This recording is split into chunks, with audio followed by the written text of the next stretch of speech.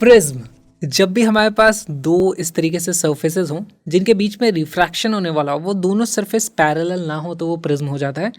अगर surfaces parallel होती हैं तो फिर वो हमारी क्या कहलाती है, वो स्लैब होती है। उसमें हमारे पास ray parallel to the original incident ray निकलती है। यहाँ पर पैरेलल नहीं निकलने वाली।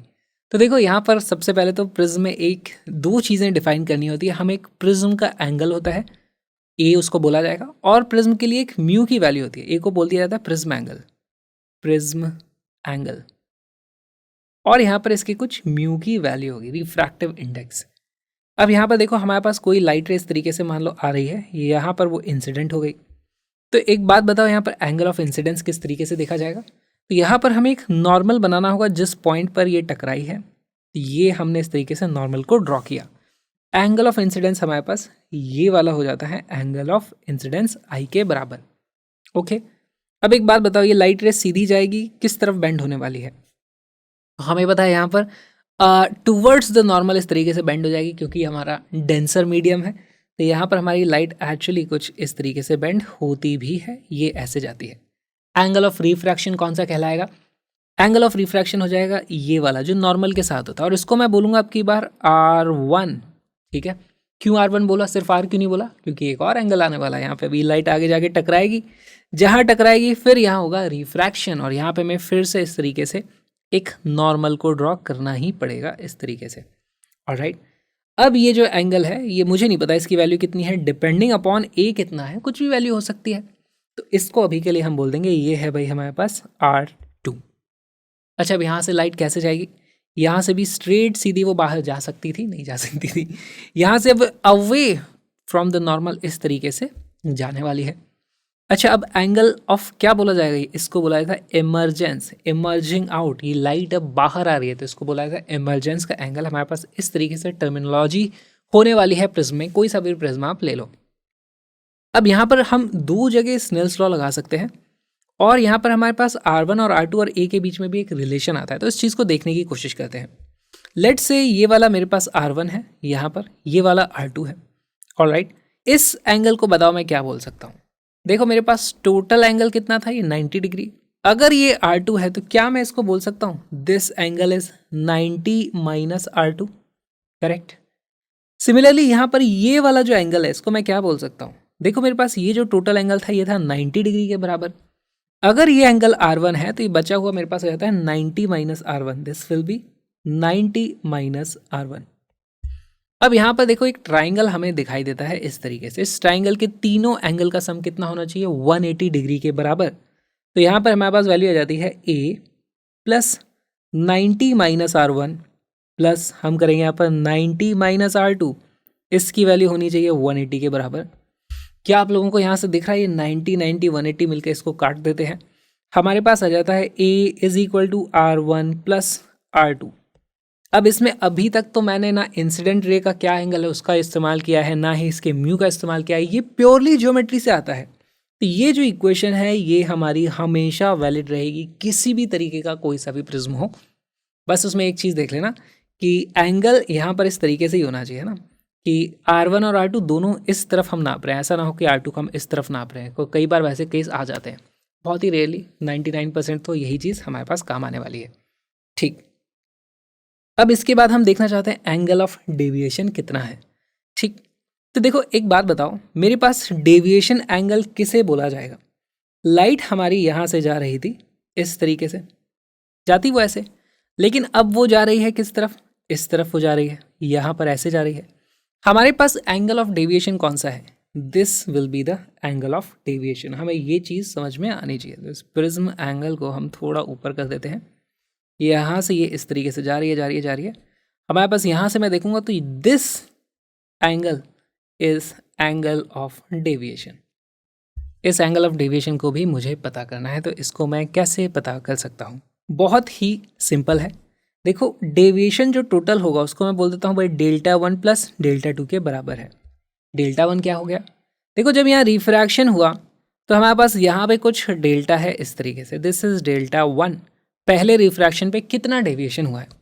अच्छा देखो यहाँ पर अगर मैं ऐसे देखता तो ये पूरा का पूरा एंगल मेरे पास आई था, तो ये पूरा का पूरा एंगल भी आई के बराबर होता। करेक्ट।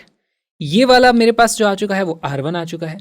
तो जो डेल्टा वन जो आता है this is nothing but I minus R one, ये हो जाता है मेरे पास आई माइनस आर वन इस तरीके से।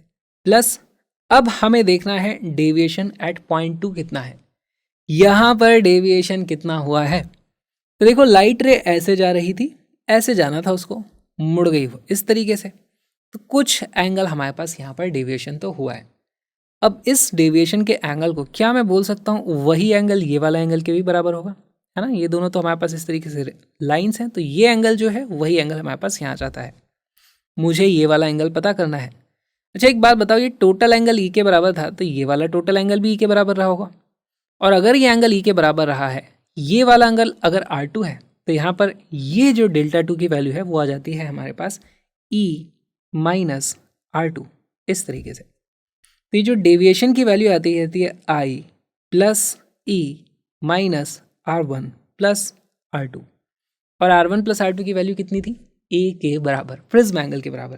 तो हमारे पास एक और चीज़ आती है भाई, delta is equal to I plus E minus A। ये हो गई हमारे पास इक्वेशन नंबर 2। अभी तक भी हमने कहीं म्यू का जिक्र नहीं किया, कोई स्नेल्स लॉ नहीं लगा है, ये सब प्योर ज्योमेट्री से आया है। ये हमेशा हमेशा वैलिड रहेंगे जब हमारे पास इस तरीके का केस कुछ होगा, है ना। R1 और R2 को हम सेम तरफ जब नापते हैं उस वक्त ऐसा होगा, 99% केसेस ऐसे ही होते हैं। ठीक, तो अब प्रिज्म में ज़्यादा कुछ बचता नहीं है, यही दो चीज़ें होती हैं। उसके बाद यहाँ पर स्नेल्स लॉ लगा करके वैल्यूज़ थोड़ी सी पूछ ली जाती हैं। जब भी वैल्यूज़ पूछी जाएंगी इन दोनों इक्वेशन का यूज़ करके हम हर चीज़ को अब कैलकुलेट कर सकते हैं।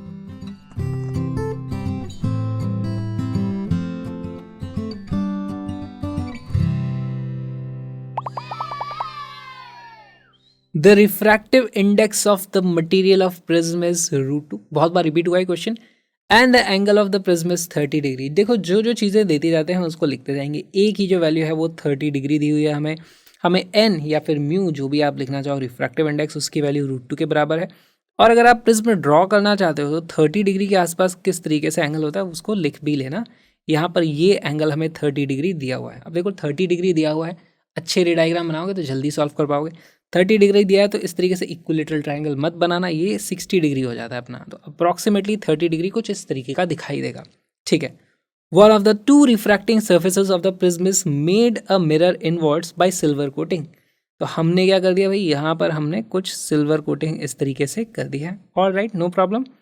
अ beam of monochromatic light entering the prism from the other face will retrace its path after reflection from the silver surface if its angle of incidence on the prism is। अब ये बड़ा अच्छा सा सवाल है, यहाँ पर मैं नहीं बताऊंगा आपको, बस ये देखना है कि यहाँ से लाइट रे आई थी, 60 डिग्री का एंगल ऑफ इंसिडेंस होता है, तो ये वापस यहीं से जानी चाहिए। वीडियो को पॉज करो, क्वेश्चन को सॉल्व करके बताओ क्या होगा।